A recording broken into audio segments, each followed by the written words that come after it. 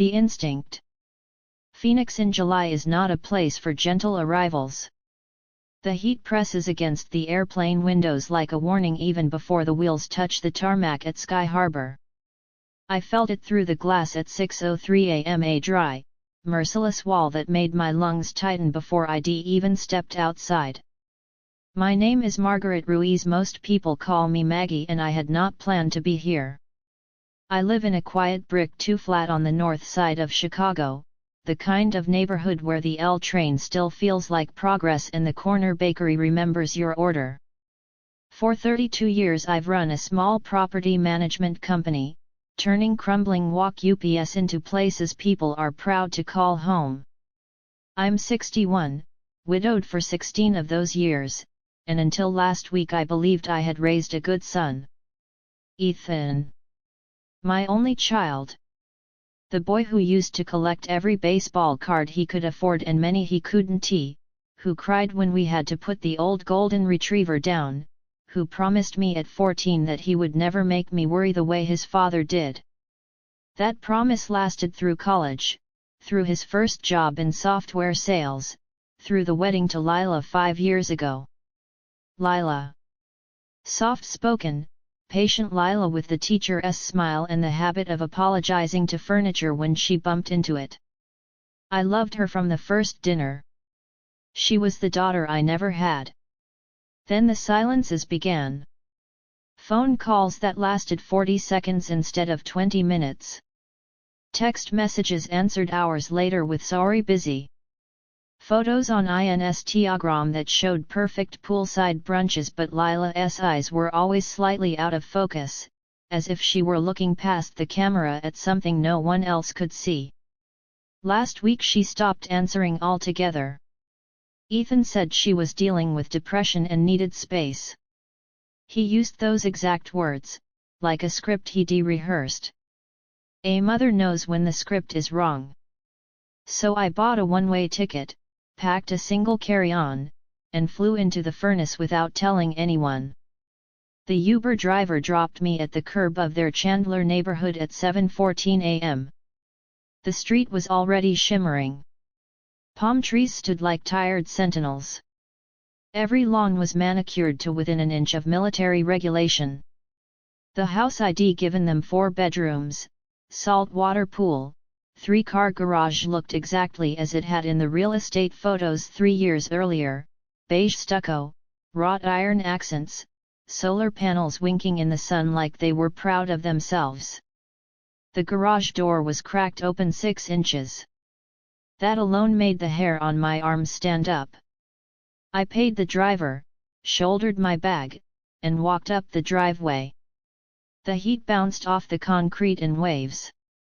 I could smell chlorine from the pool and something sharper underneath: stale beer, weed, the faint sourness of food left out too long. I didn't knock. I used the keypad ID, installed myself the same 4 digits Ethan had chosen when he was 12, 1-9-9-3, his birth year. The door clicked open. Inside, the air was cooler but heavier. Curtains drawn. Lights off except for the blue glow of a television left on in the living room, playing a car commercial no one was watching. Ethan, my voice sounded small in the cavernous foyer. Lila. No answer. I moved through the house like a woman walking through someone else's dream. The kitchen island was a crime scene: empty bottles of Don Julio, crushed limes, take-out containers with chopsticks still in them, a half-eaten pizza curled at the edges. A woman's sandal lay on its side near the fridge, as if it had been kicked off in a hurry. Then I heard it, a thin, ragged sound from the hallway. Like someone trying to breathe through wet cloth. I followed it. Lila was on the floor of the guest bedroom. She had fallen or slid off the bed, the sheets trailed behind her like a surrender flag. Her skin was the color of old parchment. Vomit had dried on her shirt and the carpet. 3 prescription bottles lay within arm's reach: lorazepam, trazodone, an empty bottle of her blood pressure medication. All filled 4 days earlier. She was conscious, but only just. Her eyes found me. Recognition flickered, then fear. Maggie. The word came out cracked. He took the truck, said he'd be back, locked the door from outside. I dropped to my knees beside her, pressed 2 fingers to her neck. Pulse thready, skin burning. I dialed 911 while cradling her head. They're coming, baby. Stay with me. She tried to speak again.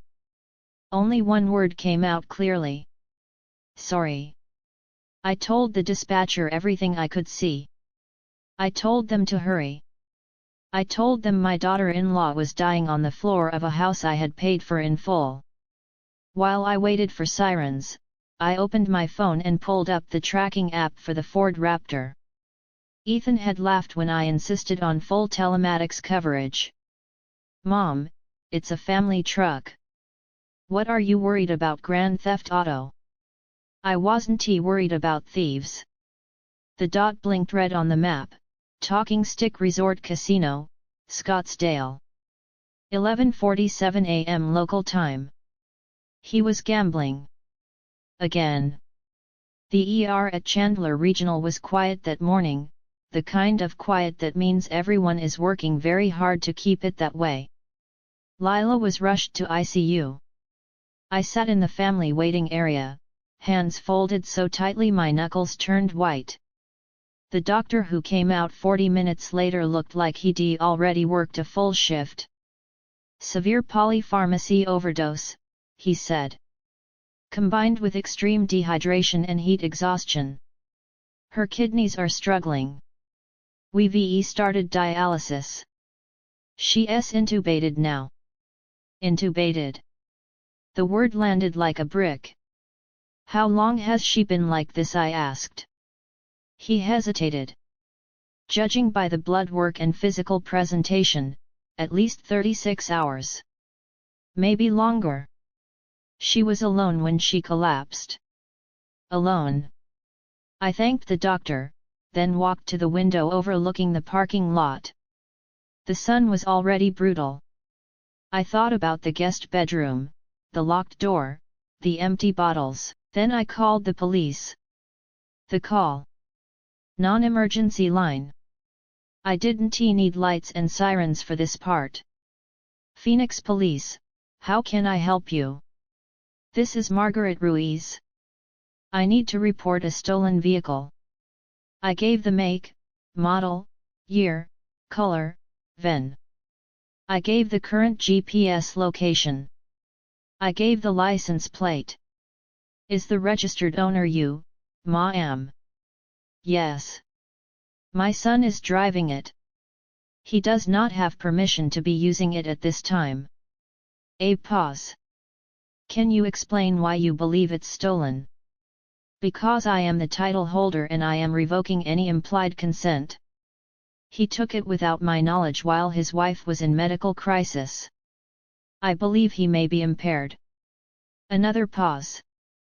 Then, we'll issue an attempt to locate and notify patrol units. If they make contact, we'll impound the vehicle and contact you. Thank you. I hung up. My hands were steady. They found him at 3:22 p.m. I didn't see it, but the detective called me an hour later. Your son was located in the parking garage of the casino. He was behind the wheel, engine running. There were 2 passengers, both female, both intoxicated. He failed field sobriety tests. We also located a small quantity of cocaine in the center console. I closed my eyes. What's his status? Booked into 4th Avenue Jail. Charges, DUI, possession, Grand Theft Auto.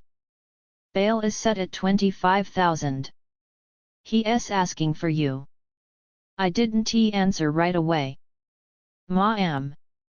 Tell him his mother is currently at the hospital with his critically ill wife. Tell him I will not be posting bail. I ended the call. The night. ICU rooms are never truly dark. Machines glow. Monitors blink. Nurses move like quiet ghosts. I sat beside Lila's bed until visiting hours ended, then convinced the charge nurse to let me stay in the family lounge with the door cracked so I could hear the alarms. I didn't sleep. Instead I worked. I called my real estate attorney in Chicago, who fortunately answers his phone at 2 a.m. Central when I use our old code word, problem. We reviewed the deed. ID insisted on keeping in my name with a reversion clause. We drafted the quiet title action. We prepared the notice of revocation for the vehicle. By 5 a.m. Phoenix time, the documents were filed electronically. The house was no longer in any gray zone. It belonged to me. And soon, it would belong to Lila. The release. 48 hours later, Ethan walked out of jail. He looked smaller. Unshaven. The expensive sunglasses he'd worn in every Instagram photo were gone. His shirt was wrinkled, stained with something orange. He came straight to the hospital. I was waiting in the main corridor, sitting on a bench near the elevators. I had a folder on my lap. He saw me and stopped. "Mom." His voice cracked. He sounded 12 again. I didn't stand. "Hello, Ethan." He took 2 steps closer, then dropped to his knees right there on the polished linoleum. A nurse walking by froze, then hurried away. "Mom, please. I messed up. I know I messed up. The gambling, it got bad again. I was going to pay it all back. Lila, she's going to be okay, right? Just tell them you made a mistake. Tell them I had permission for the truck. Get me out of this. I can't go back to that place." I looked down at him. The boy who used to beg for 5 more minutes at the batting cages. The man who had locked his wife in a room while she overdosed. I opened the folder and placed a single sheet in front of him. The recorded transfer. Timestamped 7:42 a.m. today. Lila Jefferson Ruiz, sole owner of the Chandler residence. He stared at it. Then at me. "You can't." "I already did." His face collapsed. "That's my house." "It was never your house. It was a gift with conditions. You violated every one." He started crying loud, ugly sobs. People stared. I stood up slowly. "The truck is being repossessed this afternoon. The bank has frozen the joint account. You're on your own, Ethan." He lunged forward, grabbed the hem of my blouse. "Mommy, please. I'm your son." I looked down at his hands, once small enough to fit in mine, now red and trembling. "You stopped being my son the moment you chose a blackjack table over your wife's life." I stepped back. Security arrived 30 seconds later. They escorted him out. His screams echoed down the corridor long after the doors closed. The months that followed. Lila woke up 4 days later. She was weak. She was frightened. But she was alive. When she was strong enough to speak more than 2 words, she told me everything. The gambling. The lies. The nights he came home at dawn smelling of perfume and smoke. The way he'd scream that she was ruining his life when she asked him to stop. The way he'd turned off the Wi-Fi so she couldn't call anyone. The locked doors. I listened. I didn't interrupt. When she finished, she cried the way only survivors cry, quiet, exhausted, but finally free. We remodeled the house together. Light paint. New furniture. Plants on every windowsill. The pool got a new liner the color of sea glass. She started teaching art therapy part-time at a community center. She paints landscapes now, wide desert skies, mountains that look like they could hold up the world. I sold my Chicago properties. Moved into a small casita 2 streets over. Close enough to walk for morning coffee. Far enough to give her space to rebuild. Ethan disappeared for a while. Then we started seeing him again. At first he drove past the house in a friend's car. Then he walked. Eventually he appeared at the car wash on the corner of Alma School and Gurman, gray jumpsuit, sunburned neck, scrubbing luxury SUVs for minimum wage plus tips. I see him sometimes. He sees me. We never speak. Last week I walked past while he was detailing a pearl-white Escalade. He looked up. Our eyes met for maybe 3 seconds. No anger. No pleading. Just a deep, bone-tired recognition. Then he looked away first. I kept walking. The sun was high. The air smelled of soap and hot asphalt. Somewhere behind me, a radio played an old song about forgiveness. I didn't turn around. Some houses are built with love.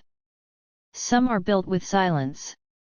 And some, when the silence becomes too heavy, must be given away so someone else can finally learn how to breathe inside them.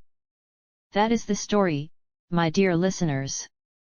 A story about love that can be blind and about an epiphany that sometimes costs too much. A story about how one woman found the strength to cut off her own flesh to save a stranger's life that became family to her. And now I want to ask you, was Oilia right? Did she act cruelly toward her only son? After all, a mother's heart should forgive everything they tell us.